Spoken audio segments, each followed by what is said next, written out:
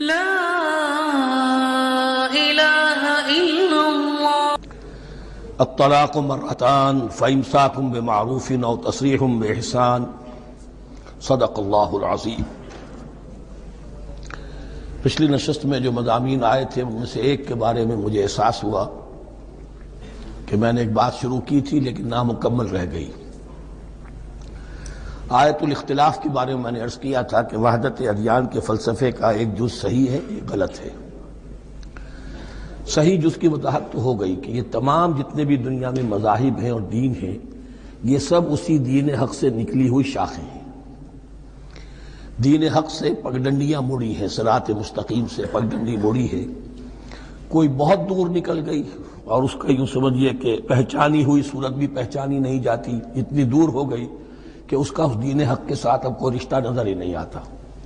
کچھ اتنے دور نہیں ہوئے، قدرے قریب رہے، لیکن سب کی بنیاد ایک ہے۔ ظاہر بات ہے کہ حضرت آدم کی نسل سے بات شروع ہوئی ہے، حضرت آدم کی اولاد ایک ہی امت تھی۔ یہ تفرقے جو بھی ہوئے بعد میں ہوئے ہیں۔ تو وحدت ادیان اس اعتبار سے صحیح ہے کہ دنیا میں تمام ادیان، تمام نظام، تمام مذاہب جو ہیں وہ در حقیقت ایک ہی دین حق کی بگڑی ہوئی شکلیں ہیں، بدلی ہوئی شکلیں ہیں، لیکن اسی سے نکلی ہوئی شاخیں ہیں جنہوں نے شکلیں اپنی بدل لی ہیں۔ غلط حصہ یہ کہ اب جو یہ سب کچھ موجود ہے ان کو ایک کہنا یہ جہالت ہے۔ اب ان کو ظاہر بات ہے کہ ان کی شکلیں اتنی ہو چکی ہیں مختلف ایک دوسرے سے، اور اتنی ان میں تحریفات ہو چکی ہیں، اتنا تغیر و تبدل ہو چکا ہے کہ اب ان کو ایک کہنا موجودہ شکل میں یہ در حقیقت فتنہ ہے اور جہالت ہے۔ دوسری بات جو آخری مضمون آیا تھا 28ویں رکوع میں، دیکھیے اس کی ایک تمہید ہے، وہ سمجھ لیجئے۔ انسانی تمدن کا اہم ترین اور بنیادی ترین مسئلہ کیا ہے تمدن کا؟ ایک ہے انسانی زندگی کا مسئلہ۔ انسانی زندگی کا سب سے پہلا مسئلہ وہی ہے کہ جو حیوانی زندگی کا بھی ہے، اپنی مادی ضروریات، پیٹ کھانے کو مانگتا ہے، سب سے پہلے یہی ہے، اس میں کوئی شک نہیں۔ لیکن اس کے بعد جب دو انسان ملتے ہیں اور اس سے تمدن شروع ہوتا ہے، اس کا سب سے بڑا مسئلہ ہے انسان کی شہوت۔ اللہ نے دو جنسیں بنا دی ہیں، مرد ہیں، عورت ہیں، اور ان دونوں کے درمیان تعلق سے نسل آگے چلتی ہے۔ اب اس معاملے کو کیسے ہارنس کیا جائے، کیسے منظم کیا جائے، یہ جذبہ بہت پوٹنٹ ہے۔ جو فرائڈ نے کہا ہے، بس وہ یوں سمجھیے کہ ذرا زیادہ مرچ مسالہ لگا دیا، ورنہ اس میں کوئی شک نہیں کہ یہ بہت ہی پوٹنٹ جذبہ ہے انسان کا۔ انسٹنکٹ جو ہے، سیکس کا انسٹنکٹ، وہ بہت مضبوط ہے، بہت قوی ہے۔ لیکن جو شے جتنی قوی ہو اتنا ہی اسے پھر، جو گھوڑا جتنا منہ زور ہو اتنا ہی اس کو لگام دینا جو ہے وہ آسان نہیں ہوتا، اس کے لیے پھر مشقت کرنی پڑتی ہے۔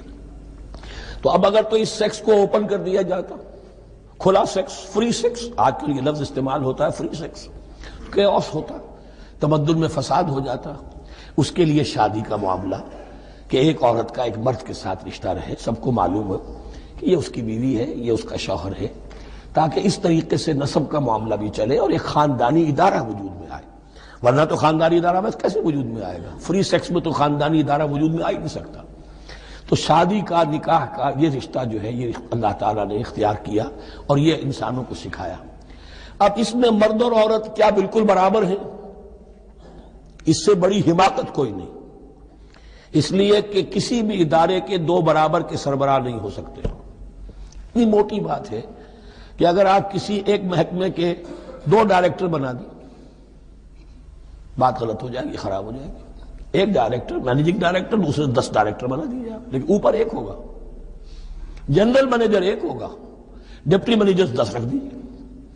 ہر ادارے میں اگر نظم قائم کرنا ہے تو ایک اوپر ٹاپ پر ہونا چاہیے۔ لہذا جب ایک مرد اور ایک عورت، مرد اور عورت انسان ہونے کے ناطے بالکل برابر ہیں، ایک ہی باپ کے نطفے سے بیٹا بھی ہے، بیٹی بھی ہے، ایک ہی ماں کے رحم میں بھائی نے بھی پرورش پائی ہے اور بہن نے بھی، اس اعتبار سے وہ برابر ہیں۔ شرف انسانیت میں، نوع انسانی کی حیثیت سے، human dignity and honour, they share both equally, absolutely equally.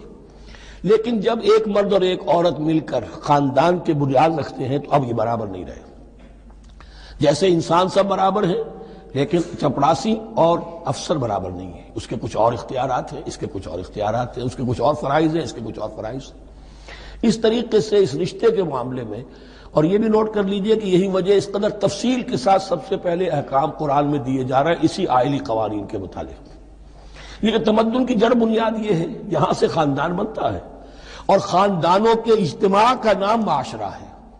خاندان کا نظام، اب ہمارا پاکستانی جو معاشرہ ہے، اگر ہماری 14 کروڑ تعداد ہے اس وقت، 7 افراد ایک خاندان کے اگر آپ شمار کر لیں تو آپ سمجھیے اتنے خاندان ہماری دنیا میں اس وقت موجود ہیں، 2 کروڑ خاندان ہیں، ان خاندانوں پر مشتمل ہے۔ خاندان کا ادارہ مستحکم ہوگا، معاشرہ مستحکم ہو جائے گا۔ خاندان کے ادارے میں صلاح ہوگی، فلاح ہوگی، معاشرے میں صلاح و فلاح آئے گی۔ وہاں فتور ہوگا، فساد ہوگا، بے چینی ہوگی، ظلم ہوگا، ناانصافی ہوگی، وہاں کنفلکٹس ہوں گے، میاں اور بیوی میں جو ہے جھگڑے ہو رہے ہوں گے تو اولاد کی تو جو ہے پھر وہاں تربیت صحیح نہیں ہو سکتی، ان کی تربیت میں منفی چیزیں شامل ہو جائیں گی۔ تو یہ ساری چیزیں جس کی وجہ سے بڑی تفصیل سے قرآن مجید میں احکام دیے گئے ہیں آئلی قوانین۔ ان میں جہاں تک یہ معاملات ہے، طلاق کا معاملہ ہے، اس میں برابر نہیں ہے۔ شادی کرنے میں عورت کو بھی حق ہے، وہ شادی سے انکار کر دے، جبر نہیں کیا جا سکتا۔ ایک مرتبہ وہ نکاح میں آ گئی ہے تو اب شوہر کا پلڑا بھاری ہے، شوہر اسے طلاق دے سکتا ہے، اگر ظلم کے ساتھ دے گا اللہ کے ہاں جواب دہی کرے گا اور پکڑ ہو جائے گی، لیکن اختیار ہے۔ وہ خود طلاق نہیں دے سکتی، البتہ طلاق حاصل کر سکتی ہے، خلا جسے ہم کہتے ہیں، وہ عدالت کے ذریعے سے، بڑوں کے ذریعے سے، رشتہ داروں کے ذریعے سے خلا کرے، لیکن طلاق دینے کا حق اس کو برابر نہیں ہے مرد کی طرح۔ اسی طرح اگر ایک طلاق دی تھی مرد نے اور اب یہ عدت پوری نہیں ہوئی ہے، وَبَعُولَتُهُنَّ أَحَقُّ بِرَدِّهِنَّ، اب وہ کہے تو نے طلاق دے دیا، میں تیرے گھر میں بسنے کو تیار نہیں ہوں، نہیں، اختیار مرد کا ہے، عدت کے اندر 3 مہینے کے اندر وہ اس کو واپس لے سکتا ہے، اس کو طلاق رجعی کہتے ہیں۔ یہ تمام چیزیں ایسی ہیں کہ بہرحال خواتین کو اچھی نہیں لگتی، اور آج کی دنیا میں تو جو یہ مرد و عورت کی مساوات کا سلسلہ ہے، یہ شیطان کا سب سے بڑا فلسفہ اور معاشرے میں فساد اور گندگی پیدا کرنے کا اس کا سب سے بڑا ہتھیار ہے۔ اور اب جو کچھ رہی صحیح اقدار ہماری ایشیا کے ممالک جو ہیں، زیادہ تر مسلمان ممالک ہیں، ان میں خاندانی نظام کی جو بچی کھچی شکل رہ گئی ہے اس کو برباد کرنے کے لیے یہ قاہرہ کانفرنس اور بیجنگ کانفرنس، اس ایشیا کا گھیراؤ دونوں طرف سے، مشرق سے اور مغرب سے، کہ عورت کو آزاد کرو، عورت کو اٹھاؤ، ایمینسیپیشن کے نام پر، آزادی کے نام پر، اور مرد و عورت کی مساوات کے نام پر، تاکہ خاندانی نظام ٹوٹ کر رہ جائے، جیسے کہ ان کے ہاں ٹوٹ چکا ہے خاندانی نظام نے۔ یہ کلنٹن صاحب نے کہا تھا اپنے 9.5 کے میسج میں کہ عنقریب ہماری قوم، امریکن نیشن، بہت جلد اس کی اکثریت حرام زادوں پر مشتمل ہوگی، born out of wedlock, وہ کسی شادی کے نکاح کے نتیجے میں کوئی وجود میں نہیں آئے ہیں، زنا کے نتیجے میں وجود آئی بھی قوم ہوگی۔ 1 پیرنٹ فیملی رہ گئی ہے، ماں ہی باپ ہے اور وہی ماں ہے، اور وہ دونوں وہ جانتے ہی نہیں۔ اب وہاں بڑی ایک مہم اٹھ رہی ہے کہ ہر انسان کا حق ہے کہ اسے معلوم ہو کہ میرا باپ کون ہے۔ وہاں تو بہت سے لوگ پتہ ہی باپ کون ہے میرا، کیا پتہ۔ یہ تباہی ہے جو اس معاشرے پر آ چکی ہے، اور ہمارے ہاں بھی لوگ اسی معاشرے کی نقالی پر چل رہے ہیں۔ اور یہ نظریہ مساوات مرد و زن جو ہے یہ بہت ہی یوں سمجھیے کہ تابناک اور بہت اچھے الفاظ کے ساتھ سامنے آ رہا ہے۔ البتہ اس کا دوسرا رخ بھی ہے، اسلام نے عورت کو جو حقوق دیے ہیں بدقسمتی سے ہم مسلمانوں نے وہ بھی ان کو نہیں دیے۔ اس کی وجہ یہ ہے کہ ہمارے اوپر ہمارا ہانٹ کر رہا ہے ہمارا ہندوانہ پس منظر۔ ہندوؤں کے معاشرے میں عورت کی کوئی حیثیت نہیں، نہ اس کی وراثت کا حق ہے، نہ وہ بیوہ ہو جائے تو جینے کا حق تھا اس کو، وہ تو پھر ستی ہو جانا چاہیے اس کو، اس کے لیے تو زندگی کا حق بھی نہیں ہے، وراثت تو بہت دور کی بات رہی، کوئی پراپرٹی کا کوئی سوال نہیں، کسی طرح کی کوئی حیثیت نہیں، کوئی لیگل اینٹیٹی نہیں۔ لیکن ہم مسلمان تو ہو گئے، ہمارے آباء و اجداد، تربیت ہوئی نہیں، لہذا ہمارے اوپر وہی تصورات ہیں، عورت کو جو ہے پاؤں کی جوتی کی طرح سمجھنا۔ یہ جو کچھ ہم کر رہے ہیں ان کے جائز حقوق بھی انہیں نہیں دیتے، اس کے نتیجے میں ہم جو مغرب کا ہم پر حملہ ہے اس کو مؤثر کرنے میں گویا ہم مدد دے رہے ہیں۔